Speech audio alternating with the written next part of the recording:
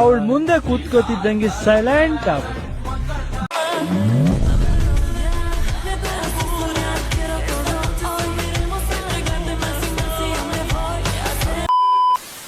Hi friends, ನಿಮ್ಗೇನಾದ್ರೂ ನನ್ನ ರೀತಿಯ ವಿಡಿಯೋಸ್ನ edit ಮಾಡ್ಬೇಕು ಅಂತಿದ್ರೆ ನೀವು ಜಸ್ಟ್ ಏನು ಮಾಡಬೇಕಾಗಿಲ್ಲ, ನನ್ನ ವಿಡಿಯೋ ಕಮೆಂಟಲ್ಲಿ ಬಂದ್ಬಿಟ್ಟು ವಿಡಿಯೋ ಎಡಿಟ್ ಮಾಡಿಕೊಡು ಅಂತ ಕಮೆಂಟ್ ಮಾಡಿ. ಆ್ಯಂಡ್ ಯಾವ ರೀತಿ ವಿಡಿಯೋ ಬೇಕಂತ ಕಮೆಂಟ್ ಮಾಡಿ.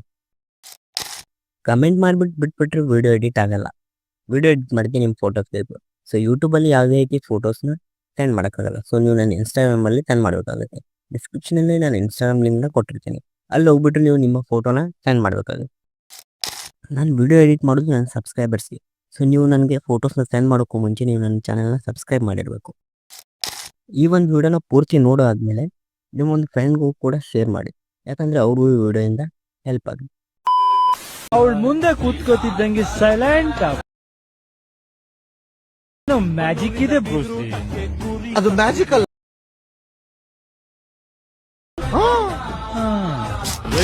ಹಿಡಿಯೋ